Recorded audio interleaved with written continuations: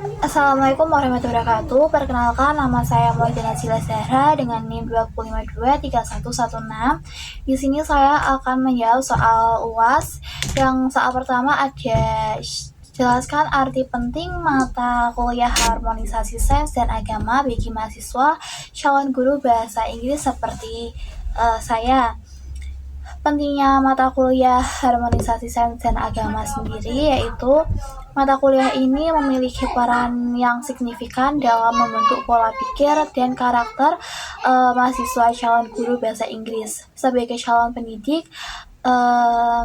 saya tidak hanya bertanggung jawab untuk mengajarkan keterampilan berbahasa, tetapi juga membentuk siswa menjadi individu yang mampu memahami dunia secara komprehensif, termasuk bagaimana sains dan agama dapat berjalan beriringan. Berikut adalah alasan-alasan rinci mengapa mata kuliah ini penting. Yang pertama yaitu mengembangkan perspektif holistik. Mata kuliah ini mengajarkan mahasiswa untuk melihat hubungan antara sains dan agama sebagai sesuatu yang saling melengkapi, bukan bertentangan. Sains sendiri memberikan penjelasan rasional dan empiris tentang fenomena alam, sedangkan agama memberikan panduan moral, spiritual, dan juga tujuan hidup. Sebagai calon guru bahasa Inggris, pemahaman ini membantu dalam mengajarkan siswa bahwa dunia tidak hanya dilihat dari secara logika, sains, tetapi juga dari sisi-sisi nilai-nilai kehidupan seperti agama. Contoh penerapannya yaitu dalam pengajaran bahasa Inggris, teks-teks yang berkaitan dengan teknologi modern, lingkungan, atau isu-isu sosial seringkali memiliki kaitan dengan sains dan juga nilai-nilai moral. Seorang guru yang memahami harmonisasi sains dan agama dapat memfasilitasi diskusi yang menunjukkan bahwa keduanya saling mendukung. Untuk poin kedua yaitu membantu siswa menghargai keberagaman. Dalam pembelajaran bahasa Inggris, siswa sering diperkenalkan dengan budaya, nilai, dan tradisi dari negara-negara lain. Banyak dari nilai tersebut mencerminkan interaksi antara sains dan juga agama. Sains adalah universal, sedangkan agama seringkali bersifat lokal atau konseptual. Pemahaman tentang harmonisasi sains dan agama membantu mahasiswa menjelaskan bahwa perbedaan nilai atau pandangan di berbagai budaya adalah sesuatu yang alami dan layak untuk dihormati. Relevansinya dalam kelas yaitu membahas teks yang mengandung nilai-nilai sains, misalnya tentang perubahan iklim, dapat dikaitkan dengan ajaran agama yang mendorong manusia untuk menjaga bumi sebagai amanah dari Tuhan. Dan juga mengajarkan toleransi kepada siswa dengan menunjukkan bagaimana berbagai kepercayaan mengadopsi sains dalam konteks moralitas mereka. Poin ketiga yaitu meningkatkan kompetensi pedagogis. Mata kuliah ini memberikan calon guru kemampuan untuk mengintegrasikan nilai-nilai agama dan sains dalam pengajaran. Guru yang memiliki kompetensi ini dapat menciptakan pembelajaran yang kontekstual, menghubungkan teori dalam berbahasa Inggris dan kehidupan nyata. Dan juga interdisipliner, yaitu melibatkan topik dari bidang lain seperti biologi, fisika, atau etika agama. Contoh konkretnya yaitu dalam pembelajaran teks naratif, guru dapat memperkenalkan cerita yang melibatkan tema keajaiban alam, sains yang diiringi oleh nilai-nilai spiritual. Dan juga guru dapat memanfaatkan puisi atau literatur yang menggabungkan pandangan ilmiah dan juga religius seperti karya-karya William Blake atau John Donne.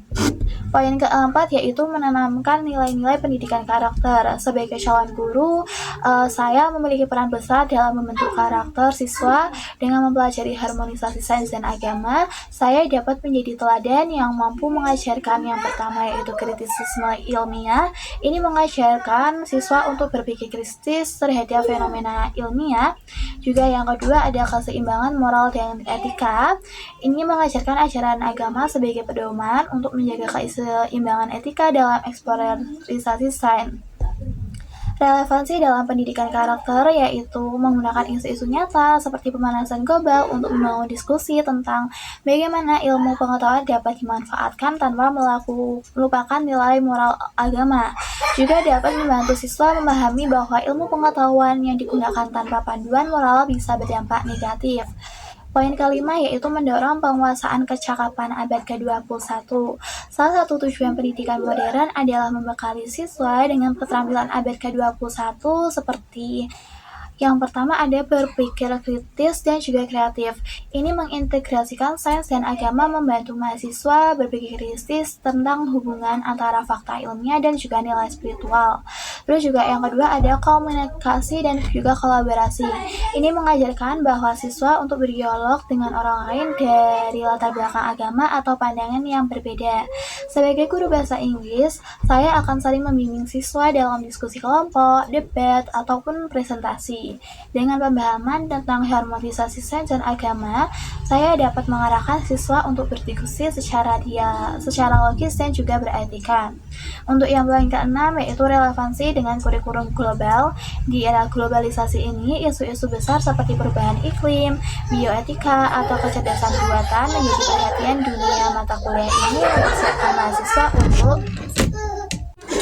yang pertama yaitu menganalisis isu-isu global seperti memahami isu dari perspektif ilmiah dan juga spiritual. Terus juga yang kedua mengaitkan topik global dengan pembelajaran bahasa Inggris, misalnya menggunakan artikel ilmiah atau berita tentang isu moral dan juga sains sebagai bahan ajaran. Contoh dalam pembelajarannya yaitu menggunakan artikel berbahasa Inggris tentang bioetika seperti penggunaan teknologi CRISPR dalam pengeditan gen dan mendiskusikannya dari perspektif moral agama, dan juga bisa membahas karya sastra yang mengangkat isu sains dan moral seperti Frankenstein dan dari karya Mary Shelley. Untuk poin ketujuh yaitu mengatasi konflik antara sains dan agama di dunia pendidikan. Sebagai calon guru, saya akan berhadapan dengan siswa yang memiliki pandangan berbeda tentang sains dan juga agama. Mata kuliah ini membekali saya dengan kemampuan untuk mengatasi mispersepsi, menjelaskan kepada siswa bahwa konflik antara sains dan juga agama seringkali muncul dari kekurangan pemahaman, bukan karena keduanya tidak cocok. Terus juga saya bisa menyediakan perspektif seimbang, menjelaskan bahwa sains menjawab pertanyaan bagaimana, sedangkan agama menjawab pertanyaan mengapa. Contoh aplikasinya yaitu jika ada siswa meragukan teori ilmiah karena alasan agama, guru dapat menunjukkan bahwa banyak ilmuwan besar juga memiliki keinginan yang kuat. Poin ke-8 meningkatkan spiritualitas guru dan juga siswa. Pemahaman tentang harmonisasi sains dan agama membantu calon guru menjadi lebih peka terhadap hubungan antara dunia fisik dan juga spiritual. Ini tidak hanya memperkaya pengajaran, tetapi juga membentuk pribadi yang lebih refleksif dan juga seimbang.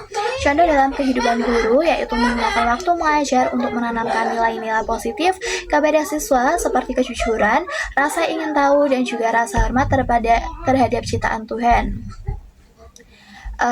Kesimpulannya yaitu mata kuliah ini adalah fondasi penting bagi mahasiswa calon guru berbahasa Inggris karena yang pertama dia bisa membantu memahami hubungan antara logika, sains, dan juga nilai-nilai kehidupan seperti agamanya.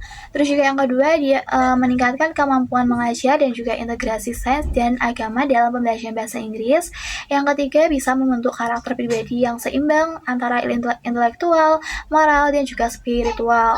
Yang terakhir ada membantu siswa memahami dan juga menghargai keberagaman perspektif di dunia global.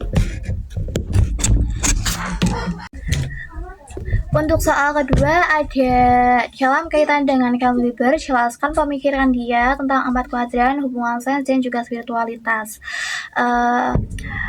Berikut adalah penjelasannya. Carl Lieber adalah seorang filsuf yang terkenal dengan teori integral. Teori ini bertujuan untuk memadukan berbagai perspektif tentang realitas manusia, termasuk sains dan spiritualitas, menjadi suatu kerangka yang utuh. Salah satu konsep utama dalam teorinya adalah 4 kuadran yang digunakan untuk memahami pengalaman manusia secara menyeluruh. Menurut Lieber, 4 kuadran ini mempresentasikan dimensi-dimensi utama pengalaman manusia budaya. Yang pertama ada interior individual, yang kedua ada interior kolektif, ada interior X kuadran menunjukkan cara berbeda untuk melihat hubungan antara sains dan spiritualitas. 4 kuadran Ken Wilber ini, yang pertama ada kuadran interior individual, yaitu kuadran ini berfokus pada pengalaman subjektif individu seperti perasaan, kesadaran, pikiran, dan juga intuisi. Pengalaman spiritual seperti doa, meditasi, refleksi pribadi. Relevansi dalam hubungan sains dan spiritualitas. Sains sulit mengukur pengalaman subjektif seperti kedamaian saat berdoa atau rasa syukur setelah meditasi. Namun pengalaman ini sangat nyata bagi individu. Spiritualitas di kuadran ini bersifat personal dan tidak dapat diakses oleh alat ilmiah. Contoh dalam konteks modern yaitu seseorang yang merasa damai setelah meditasi tidak dapat membuktikan perasaan itu secara ilmiah, tetapi efeknya dapat dirasakan secara pribadi. Untuk yang kedua ada kuadran interior kolektif atau W.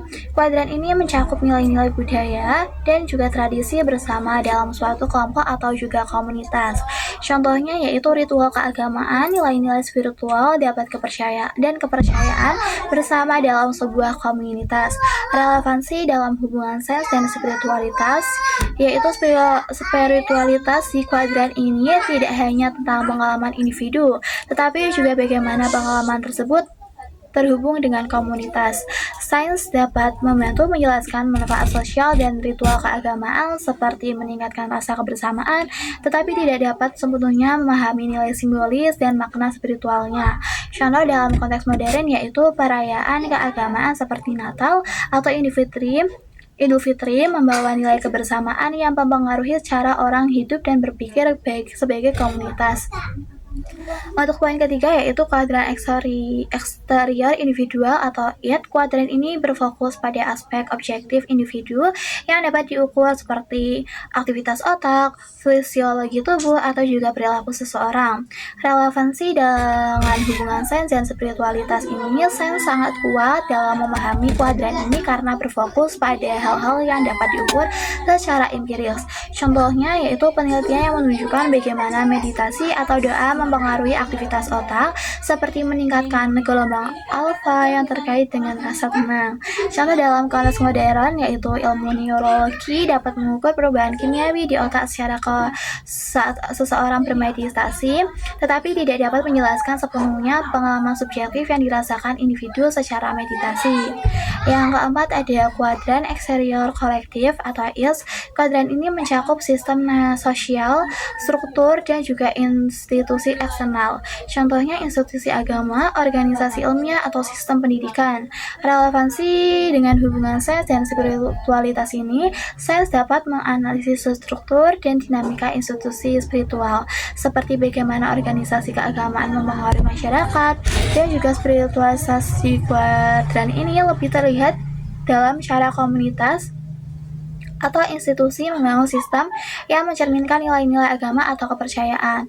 Contohnya yaitu dalam konteks modern, lembaga pendidikan yang mengajar nilai-nilai moral berbasis agama dapat diukur dampaknya terhadap masyarakat secara keseluruhan seperti tingkat kriminalitas atau solidaritas sosial.